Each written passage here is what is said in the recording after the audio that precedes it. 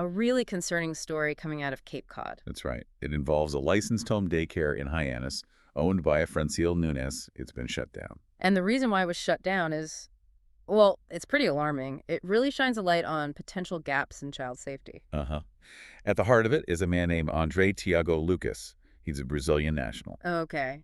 And his background is significant. Very. He actually fled Brazil to avoid a 9-year prison sentence for the rape of a 13-year-old girl there. Wow. Okay. And his connection to the daycare. He was reportedly living there, Mm. and he's believed to be the father of Miss Nunes' 2 children. Living in the home daycare, a convicted child rapist from another country. Exactly. That immediately raises huge questions, about who's around children in these licensed settings. Absolutely. And the timeline here just makes it worse, doesn't it? It really does. So get this. Yeah. ICE agents, federal agents, arrested Tiago Lucas back in last October, in Bourne. Okay, so he was apprehended in October. Right.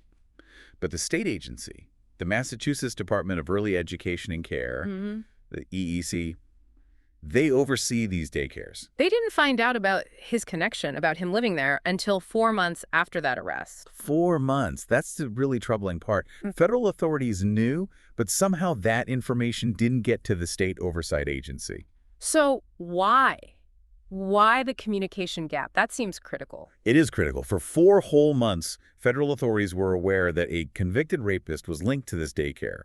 But the state agency responsible for, licensing and safety checks, they were in the dark. So the daycare continued operating during that time, with the state unaware of this huge risk. That appears to be the case, which really forces us to look hard at the safeguards, or maybe the lack thereof. Let's talk about those safeguards. What is the process? What background checks are usually done? Okay, so the EEC does mandate checks for anyone 15 or older who lives in the home daycare or even visits regularly. 15 and up. Okay. Uh-huh. That sounds reasonable on the surface. It does, but here's the crucial loophole this case exposes.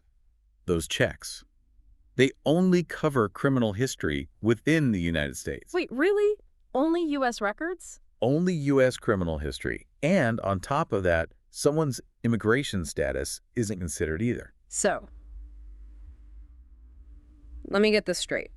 Even if Nunes had told the EEC that Tiago Lucas was living there, his conviction in Brazil, the actual reason he fled, wouldn't have shown up. It wouldn't have raised any red flags in the standard check. Precisely. The system, as it's currently designed, is essentially blind to criminal records from other countries. That's quite a blind spot, especially for someone convicted of such a serious crime against a child.